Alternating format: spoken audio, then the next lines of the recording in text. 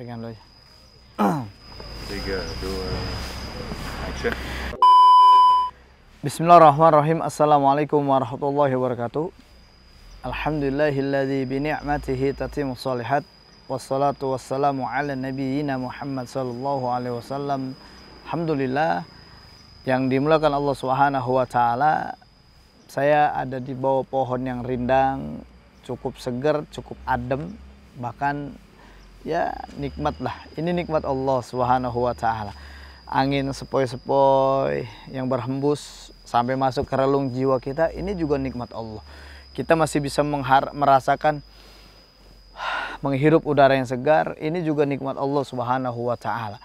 Makanya banyak sekali nikmat-nikmat yang Allah berikan kepada kita. Kita lihat di sekeliling kita, di sebelah kanan kiri kita, ini banyak nikmat Allah yang diberikan kepada kita. Namun apa yang membuat kita tuh enggan bersyukur kepada Allah Subhanahu wa taala? Apa? Makanya kalimat yang pantas terucap dengan lisan kita yakni ucapan alhamdulillah, bersyukur kepada Allah Subhanahu wa taala.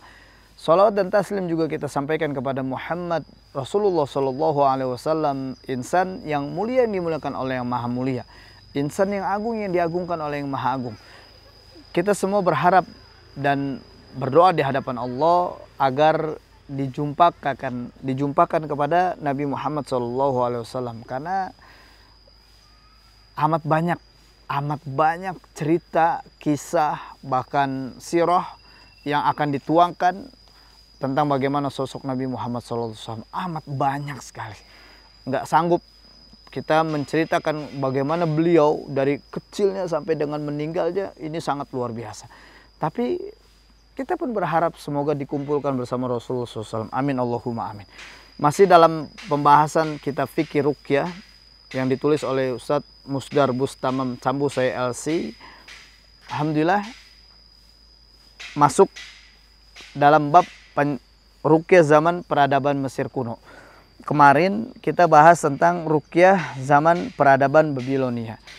Jadi orang-orang Mesir kuno dikenal dengan keahlian mereka yang mengawetkan mayat dengan menggunakan benda yang sampai hari ini masih misteri. Teknik mengawetkan mayat itu disebut dengan istilah tahnit dalam bahasa Arab. Nah, mereka juga dikenal memiliki keahlian di bidang kedokteran atau pengobatan. Peradaban Mesir merupakan salah satu peradaban manusia tertua dan memiliki hubungan kuat dengan peradaban Babilonia karena kedekatan Mesir dengan negara-negara Timur Tengah yang tiada batas. Sehingga kedua peradaban ini kental dengan tradisi sihirnya.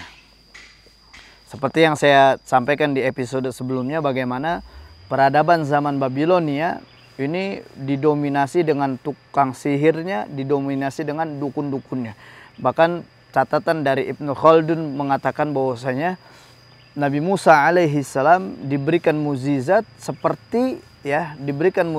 sama Allah seperti mirip dengan apa yang mereka propagandakan. Maksudnya adalah di zaman Nabi Musa alaihissalam banyak di anak buahnya Fir'aun yang mereka adalah tukang sihir, sehingga Nabi Musa diberikan mukjizat itu mirip apa yang mereka propagandakan.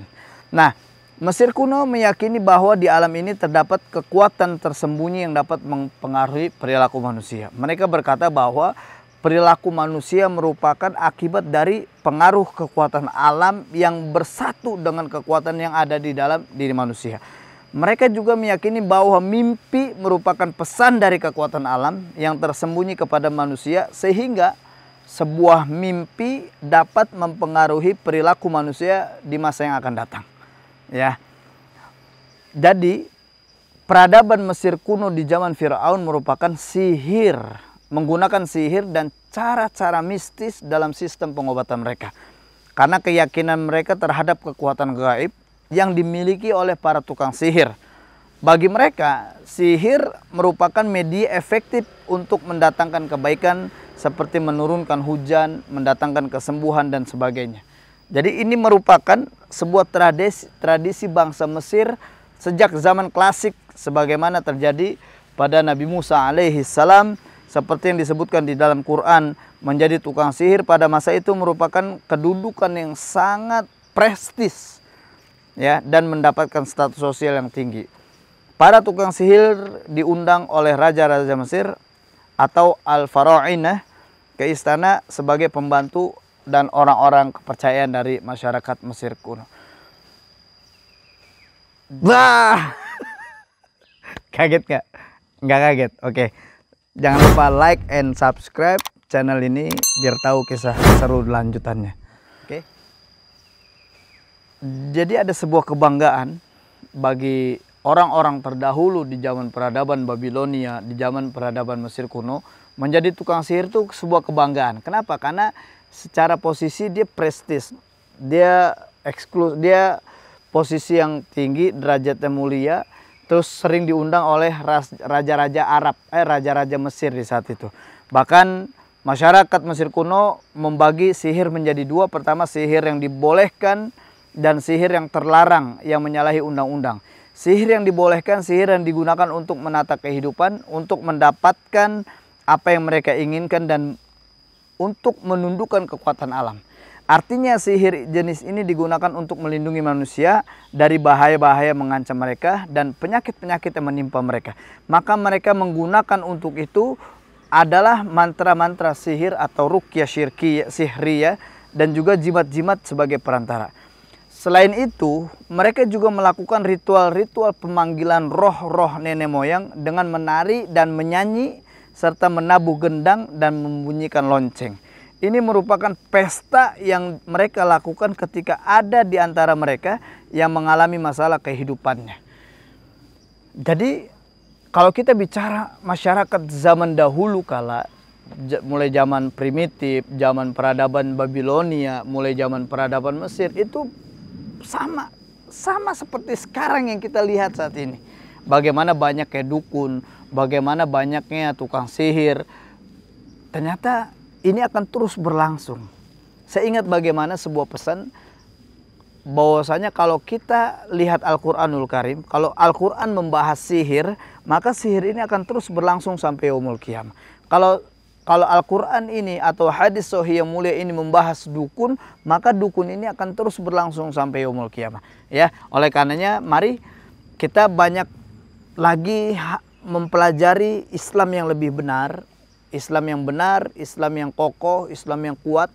Akidah kita menjadi akidah yang sahihah, akidah yang benar, sehingga kita tidak lagi terpedaya kena tipu daya dukun dan tukang sihir. Karena saat ini umat Islam pun sedang mengalami krisis akidah, yang mereka masih percayanya adanya dukun dengan kekuatan dukun, kekuatan sihir. Demi Allah, kita sama-sama berlindung kepada Allah supaya Allah jauhkan kita, Allah jaga kita dari kekuatan-kekuatan jahat, yakni kekuatan sihir dan kekuatan dukun-dukun yang zalim. Insyaallah itu yang bisa saya sampaikan di kesempatan yang mulia ini. Saya minta maaf kalau banyak yang salah terucap. Mohon dimaklumi, dan jika ada kata-kata yang benar, kebenaran milik Allah dan milik Rasulullah SAW. Barakallahu fiikum wa faqakumullah. Assalamualaikum warahmatullahi wabarakatuh.